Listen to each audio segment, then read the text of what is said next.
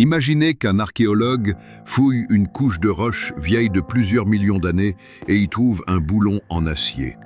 À une époque où les primates n'existaient pas encore sur Terre, cet objet semble être une contradiction absurde avec la réalité même. De tels artefacts existent bel et bien et sont conservés dans des musées, provoquant un silence gêné chez les scientifiques. Dans cet article, nous examinerons 6 découvertes qui remettent sérieusement en question la version officielle de l'histoire. En 1936, des ouvriers chargés de niveler une colline pour la construction d'un nouveau tronçon de chemin de fer dans les environs de Bagdad ont découvert un petit récipient en argile d'environ 13 cm de haut. Le récipient contenait un contenu inhabituel. Son goulot était hermétiquement fermé par un bouchon de résine noire, à travers lequel passait une fine tige de fer. À l'intérieur se trouvait une feuille de cuivre enroulée en tube et recouverte d'une forte couche d'oxydation, caractéristique de l'action d'un acide actif. Selon les estimations des experts, cette découverte date de 2000 ans et remonte à la période d'existence du royaume des Parthes. Cet artefact serait peut-être resté inconnu si le chercheur allemand Wilhelm König n'avait pas attiré l'attention sur lui. König a soigneusement analysé la structure de l'objet et a émis une hypothèse audacieuse sur sa fonction. Il pensait qu'il s'agissait d'une ancienne source d'énergie. Selon lui, cet appareil est l'ancêtre de la batterie électrique moderne. Par la suite, des ingénieurs ont reproduit une copie fonctionnelle exacte du récipient et l'ont rempli de jus de citron ordinaire. L'expérience a pleinement confirmé la théorie avancée. Un courant électrique d'environ 1 volt circulait entre le fer et le cuivre. Cette découverte a amené la science officielle à s'interroger sur les raisons pour lesquelles les peuples anciens avaient besoin d'énergie électrique. La principale technique consistait à utiliser le courant électrique pour le plaquage galvanique des objets métalliques. Les anciens joailliers pouvaient utiliser cette technologie pour appliquer une fine couche d'or ou d'argent sur des bijoux en bronze. Les collections des musées du monde entier conservent des artefacts au revêtement impeccable, dont le mode de fabrication est resté longtemps un mystère. On pensait auparavant que les artisans utilisaient une méthode extrêmement dangereuse d'amalgamation avec du mercure toxique. Des recherches récentes ont montré que la batterie de Bagdad permettait de nettoyer et de dorer parfaitement les surfaces, et ce de manière beaucoup plus simple. Les découvertes archéologiques de récipients similaires dans différentes parties de la région témoignent du caractère massif de leur production. Néanmoins, les sceptiques soulignent l'absence dans les sources écrites anciennes de toute mention de fils électriques ou même du concept même de courant électrique. Cependant, la version supposant un simple stockage des rouleaux dans une cruche ne peut être confirmée en raison du système d'isolation complexe et des signes de corrosion électrochimique découverts.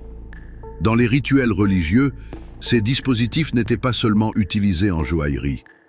Les chercheurs supposent que certains récipients pouvaient être reliés entre eux pour augmenter la tension globale du système. Cela permettait aux artisans de l'Antiquité de réaliser des travaux de dorure à grande échelle ou de créer des effets dans les salles des édifices religieux. Les prêtres pouvaient utiliser secrètement l'électricité pour influencer les fidèles. Des courants à peine perceptibles, transmis par le toucher des parties métalliques des statues, provoquaient une sensation de frisson sacré. La découverte de cylindres en cuivre, similaires à ceux utilisés à Bagdad dans les ruines de la ville de Ctésiphon, témoigne de l'utilisation systématique de ces technologies dans l'Antiquité. Dans les années 1970, le joaillier Arne Eggebrecht a réussi à recouvrir une figurine de feuilles d'argent en utilisant une copie du dispositif de Bagdad et du jus de pamplemousse. Cette expérience a clairement démontré le haut niveau de développement technique des artisans de l'Antiquité.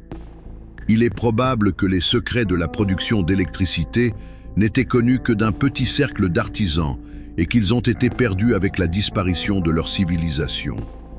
La batterie de Bagdad symbolise les possibilités oubliées de l'esprit humain et oblige les scientifiques à repenser l'ampleur de la science antique. Cet artefact est la preuve convaincante que de nombreuses technologies que nous utilisons aujourd'hui étaient connues des hommes bien avant notre ère. En 1885, dans une briqueterie située dans la ville autrichienne de Wolfsegg, un ouvrier est tombé sur un objet métallique inhabituel caché à l'intérieur d'un morceau de charbon brun. En cassant le combustible fossile vieux de plusieurs millions d'années, un objet de forme géométrique presque régulière est tombé de ses profondeurs. La masse de la découverte était d'environ 800 grammes et sa surface était ornée d'une profonde rainure transversale traversant tout le corps métallique. La surface de l'objet était recouverte de petites cavités symétriques, ce qui est typique des objets moulés ou forgés. Sa forme inhabituelle incite certains passionnés à émettre des hypothèses extravagantes sur son origine, mais la science continue de chercher des explications naturelles. Des analyses chimiques en laboratoire ont révélé une prédominance de fer pur avec une teneur négligeable en soufre et en nickel. L'absence de cobalt dans la structure du métal a complètement exclu la possibilité que l'objet soit tombé de l'espace. Les spécialistes ont également noté l'extraordinaire dureté du matériau, qui n'a pas pu être coupé, même avec une scie en acier de haute qualité, malgré de nombreuses tentatives. L'étude de l'objet à l'aide de rayons X a permis aux scientifiques de découvrir à l'intérieur des vides spécifiques et des hétérogénéités dans la structure. Ces caractéristiques indiquent clairement que l'objet est d'origine artificielle et que sa fabrication a été un processus extrêmement complexe. Les experts géologues ont confirmé que l'artefact en fer se trouvait dans la couche de charbon depuis des millions d'années, conservant son intégrité. Cela exclut totalement la possibilité que l'objet ait été délibérément placé dans la mine par des employés de l'usine ou des collectionneurs. La théorie de la formation naturelle de telles figures géométriques à partir de minéraux n'a jamais été confirmée par la minéralogie mondiale au cours de toute l'histoire des observations. Au cours des 2 derniers siècles, des cas similaires ont été signalés dans différentes régions du monde. Au milieu du 19e siècle, aux États-Unis, un récipient métallique au motif raffiné a été découvert à l'intérieur d'un morceau de quartz transparent, vieux de plusieurs centaines de millions d'années. L'objet en fer de Wolfsegg, aujourd'hui conservé au musée municipal de Linz, fait toujours l'objet de vives controverses scientifiques. Cette découverte suggère la possibilité de cycles de développement de la vie intelligente sur Terre dans un passé incroyablement lointain. Cet artefact remet en question l'exactitude des conceptions modernes de l'histoire géologique et des limites temporelles strictes de l'évolution biologique. L'existence de tels artefacts oblige à reconnaître officiellement les lacunes importantes dans les connaissances actuelles sur le développement des civilisations anciennes. Passons à l'étude du prochain objet qui surprend par la précision du travail des pierres ultra dures et la complexité de sa structure interne. En 1908, l'archéologue italien Luigi Pernier, lors de fouilles du palais minoen à Phaistos en Crète, est tombé sur un artefact inhabituel. Au cours des travaux dans l'une des pièces annexes de l'ancien sanctuaire, parmi les débris de céramique et les cendres, un disque en argile cuite d'un diamètre de 16 cm a été trouvé. L'état de la découverte a surpris les scientifiques. Le disque était parfaitement conservé. Selon les estimations des experts, son âge est de 3500 ans. La principale valeur scientifique de cet artefact réside dans sa méthode d'application d'informations graphiques, unique pour son époque. L'artisan qui a laissé cet objet n'a pas gravé les symboles à la main, mais a utilisé une technique d'impression. Les symboles ont été appliqués successivement sur l'argile molle à l'aide de tampons préfabriqués. Cette découverte fait de cet artefact le plus ancien exemple au monde d'utilisation de l'impression typographique, apparu 1500 ans avant l'invention de la première presse à imprimer. Le disque est orné de 45 symboles différents, disposés en spirale des bords vers le centre sur ses 2 faces. Au total, 242 signes sont inscrits sur sa surface, séparés par de fines lignes transversales en groupes que les chercheurs interprètent comme des mots ou des phrases distincts. Parmi les images, on peut observer des figures détaillées de personnes, d'animaux, de plantes et d'outils spéciaux. Malgré un siècle de recherches linguistiques intensives, l'écriture n'a pas pu être déchiffrée et n'a pas pu être mise en relation avec les systèmes d'écriture connus de la Méditerranée. Cette écriture a été utilisée exclusivement pour créer cet objet et ne se retrouve dans aucune autre découverte archéologique de l'âge du bronze. Certains chercheurs attirent l'attention sur des détails inhabituels des dessins qui semblent étranges pour l'Antiquité. L'un des symboles reproduit exactement la forme d'un casque militaire, tandis qu'un autre représente un oiseau avec une structure inhabituelle des ailes et de la queue. La fonction du disque fait encore l'objet de nombreuses controverses, et différentes hypothèses ont été avancées: calendrier astronomique antique, hymne sacré ou jeu de société complexe. Cet artefact se distingue parmi les anomalies archéologiques par son isolement technique et linguistique absolu. Il est caractéristique que l'introduction de la méthode d'impression entraîne généralement une augmentation de la production de supports textuels.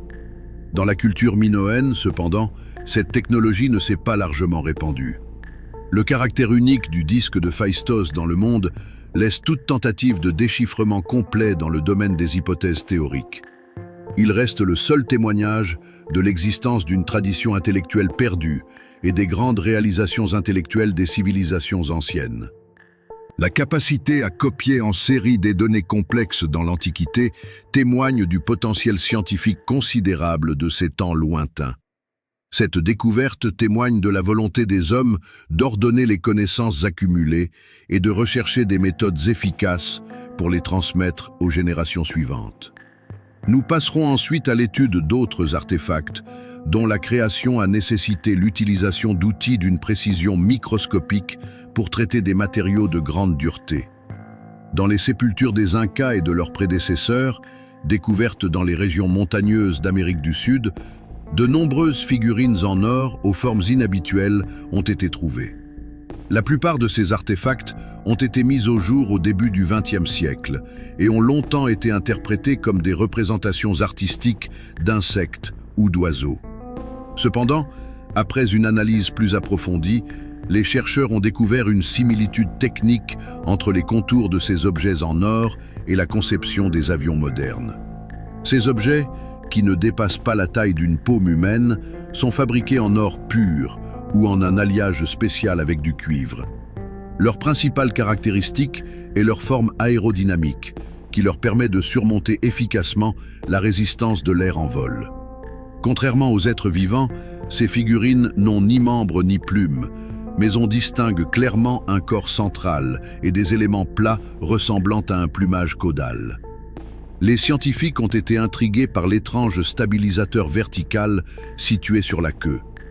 On ne trouve pas d'équivalent dans la nature chez les oiseaux, mais il s'agit d'un élément indispensable au pilotage d'un avion. Les ailes triangulaires sont fixées à la partie inférieure du corps, ce qui correspond à la conception des chasseurs à grande vitesse modernes. Les artefacts ont été découverts dans d'anciens cimetières en Colombie, au Costa Rica et au Pérou. Dans les années 1960, des ingénieurs aéronautiques ont créé des maquettes agrandies de plusieurs figures anciennes et les ont équipées de moteurs miniatures. Les essais réalisés ont montré que les modèles possèdent d'excellentes caractéristiques aérodynamiques et sont capables d'un vol stable et contrôlé. Cela prouve que les anciens maîtres possédaient une connaissance pratique des lois physiques de l'aérodynamique bien avant leur formulation officielle. Les sceptiques expliquent la forme des objets par une stylisation des poissons volants ou des raies marines. Néanmoins, les partisans de l'hypothèse aéronautique soulignent la grande précision des proportions techniques des objets, ce qui n'est pas le cas des amulettes rituelles ordinaires. Dans les légendes anciennes des peuples des Andes, les chars célestes et les créatures capables de voler au-dessus des nuages apparaissent assez souvent. Les traditions racontent que les souverains avaient la capacité de se transformer en créatures ailées pour patrouiller leurs terres. Les oiseaux en or pouvaient représenter des modèles d'appareils volants réels ou contenir des instructions cryptées sur les principes du vol inscrites dans le métal. Ces découvertes témoignent d'une compréhension approfondie des lois de la physique, que l'humanité moderne n'a maîtrisée qu'au XXe siècle. L'apparition de tels concepts oblige les scientifiques à chercher de nouvelles explications au haut niveau de développement des anciennes civilisations américaines. Passons maintenant à l'étude d'autres artefacts dont la création a nécessité une précision microscopique. Dans les terres brûlantes du Pérou, sur un plateau, a été découverte la collection d'artefacts peut-être la plus vaste et la plus controversée de l'histoire de l'humanité. Il s'agit de dizaines de milliers de rochers en andésite trouvés près de la ville d'Ica. Leur surface est décorée de gravures très complexes, représentant des scènes qui laissent perplexes les représentants de la science officielle. Dans les années 60 du siècle dernier, ces pierres ont commencé à apparaître en masse sur le marché noir des antiquités. Les paysans locaux, qui se faisaient appeler huaqueros, affirmaient les trouver dans de profondes tombes anciennes, mais l'absence de contexte archéologique clair a immédiatement suscité des soupçons. Les images gravées sur les pierres choquent même les chercheurs les plus expérimentés. Les gravures représentent des créatures qui ressemblent à des reptiles préhistoriques. Les scènes sont frappantes par leur diversité.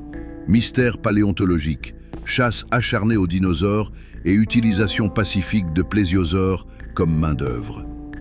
Dans l'Antiquité, la médecine comprenait des manipulations complexes qui sont aujourd'hui interprétées comme des transplantations d'organes et des trépanations crâniennes. Dans le passé, on utilisait des technologies qui semblent aujourd'hui incroyables.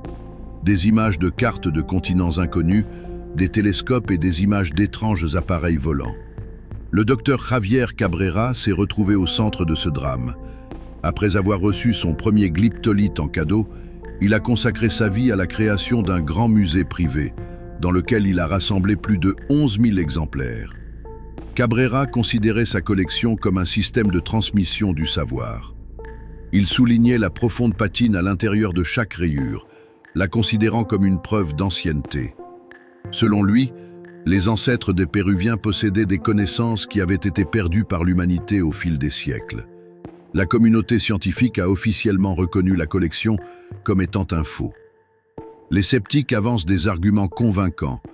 Aucune pierre n'a été découverte lors de fouilles officielles menées par l'État. Le fait que les poses des dinosaures sur les dessins ressemblent trop aux illustrations des livres du milieu du siècle dernier suscite également des soupçons. En 1977, l'artisan local Basilio Ushuaia a avoué avoir lui-même fabriqué ces pierres pour les vendre, en utilisant du matériel dentaire et en les vieillissant artificiellement. Néanmoins, certains détails de cette histoire restent troublants. La collection de Cabrera est trop vaste pour s'agir d'une simple supercherie. La création de milliers de dessins complexes est inimaginable sans un travail colossal. De plus, on trouve des mentions de pierres gravées dans les chroniques espagnoles du XVe siècle, bien avant l'apparition des mystifications modernes. Des expertises indépendantes de certains échantillons ont montré que la couche d'oxydation dans les rainures du dessin pouvait s'être formée au fil des siècles. Des questions subsistent. Cabrera a-t-il été trompé ou était-il le gardien d'un secret extraordinaire? Les pierres d'Iki restent à jamais coincées dans la zone grise entre la contrefaçon et la découverte incroyable. Cette énigme nous amène naturellement au dernier type d'anomalie, les constructions grandioses, dont la construction dépasse les capacités de toute technologie moderne. Dans notre recherche de traces de technologies anciennes, nous nous attendons souvent à trouver des mécanismes fragiles. Mais les preuves les plus convaincantes et les plus solides sont cachées dans la pierre, à une échelle telle qu'il est impossible de les ignorer. Au cœur de l'ancien empire Inca, dans la ville de Cusco, s'élèvent des murs construits à partir d'énormes blocs de pierre. Il ne s'agit pas simplement de maçonnerie. Chaque bloc d'andésite et de granit pèse des dizaines, voire des centaines de tonnes. Cependant, ce n'est pas leur taille gigantesque qui impressionne le plus, mais la méthode utilisée pour les assembler.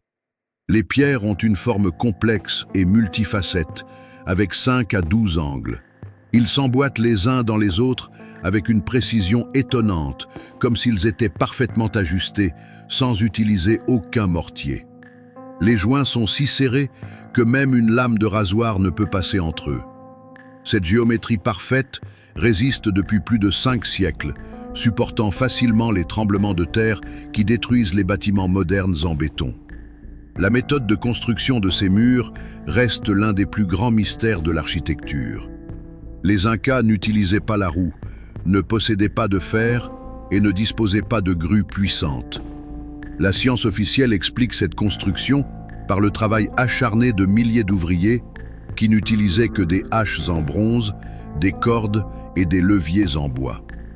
Mais des expériences prouvent qu'il est impossible d'obtenir un assemblage aussi précis de pierres énormes pesant des dizaines de tonnes à l'aide d'outils simples. La maçonnerie polygonale est particulièrement impressionnante. Chaque pierre, de forme unique, devant s'emboîter parfaitement avec ses voisines de plusieurs côtés, comme les pièces d'un puzzle complexe. Pour cela, il faut des calculs incroyablement précis qui sont aujourd'hui effectués sur ordinateur, et des méthodes de traitement de la pierre qui dépassent notre perception quotidienne et nous semblent relever de la science-fiction. Les légendes anciennes entourent ces constructions majestueuses d'une aura mystérieuse. Les Incas pensaient que la forteresse de Sacsayhuaman, dont les murs en zigzag sont le summum du savoir-faire architectural, avait été construite soit par une race de géants, soit à l'aide d'un miracle, un jus végétal spécial qui transformait la pierre en une masse molle et plastique. Des récits sur cette technologie de ramollissement des roches dures se retrouvent dans diverses sources, des rouleaux égyptiens aux légendes de cultures insulaires lointaines. Les chercheurs modernes, rejetant la magie, s'efforcent de percer le mystère des méthodes oubliées de travail de la pierre. Il existe des hypothèses sur l'utilisation de gabarits précis, de compositions chimiques secrètes pour ramollir la pierre ou même sur la connaissance du pouvoir du son. On suppose que les anciens maîtres pouvaient utiliser des ondes sonores spéciales pour faire vibrer de lourds blocs et les installer à leur place avec une précision parfaite. On trouve partout dans le monde des exemples d'un travail incroyable de la pierre. Au Liban s'élèvent les mégalithes de Baalbek, dont la base du temple est constituée de blocs pesant plus de 800 tonnes. Les mégalithes sont des constructions faites d'énormes blocs de pierre, qui sont une caractéristique distinctive des cultures anciennes. Au Japon, on trouve encore aujourd'hui des terrasses construites à partir de pierres géantes, dont l'assemblage est identique à celui des terrasses péruviennes. En Chine, on a découvert les grottes souterraines de Longyu, creusées dans la roche avec une précision étonnante, comme si elles avaient été sculptées à l'aide d'outils de joaillerie. Leurs murs et leurs voûtes sont ornés de rainures parfaitement parallèles, qui semblent être le résultat du travail d'une fraise industrielle géante. Chacune de ces grottes témoigne d'un niveau de maîtrise qui dépasse notre compréhension du développement technologique des civilisations anciennes. En ce qui concerne Cusco, nous n'avons pas affaire à un mythe, ni à un faux, mais à une réalité tangible que l'on peut ressentir. Ces murs sont les témoins silencieux d'événements dont les détails ont été irrémédiablement perdus. Ils témoignent du fait que les techniques de construction du passé surpassaient les nôtres à certains égards. Peut-être que le secret ne réside pas dans la magie ou dans une aide extérieure, mais dans une compréhension profonde des propriétés de la matière, accumulée au fil des millénaires, qui a été perdue à la suite d'une catastrophe mondiale. La maçonnerie polygonale n'est pas seulement une création architecturale, mais aussi un message du passé figé dans le granit. Elle nous incite à réfléchir à la non-linéarité du progrès et au nombre de fois où l'humanité s'est élevée vers les sommets pour ensuite retomber dans l'abîme et recommencer son chemin depuis le début. Toutes ces découvertes s'assemblent pour former un tableau unique, parfois effrayant. Elles nous font réfléchir au fait que notre conception du passé ressemble à un puzzle dont la plupart des pièces manquent. Ces artefacts confirment une vérité simple. Le progrès de l'humanité n'a pas toujours été constant. À différentes époques et dans différentes régions du monde, des civilisations entières ont fait des découvertes incroyables, en avance sur leur temps de plusieurs millénaires. Les connaissances sur le fonctionnement de l'électricité, la compréhension des lois du vol et les secrets du travail de la pierre ont brillé de mille feux dans l'obscurité des siècles, pour ensuite disparaître tout aussi soudainement. Ces connaissances ont été détruites dans les incendies de la guerre, ont disparu lors de catastrophes naturelles ou se sont évanouies dans l'éternité avec les maîtres, sans jamais atteindre une large notoriété. Le principal mystère de ces objets est leur silence total. Ils ne nous ont laissé ni plan, ni explication, mais leur simple existence remet en question nos manuels d'histoire habituels. Le cheminement de l'humanité n'est pas une ligne droite, mais un labyrinthe confus, plein d'impasses et de réalisations oubliées. Tant que ces découvertes existeront, elles nous rappelleront que les principaux mystères de la Terre restent encore à dévoiler, cachés sous des couches de poussière et de roches anciennes.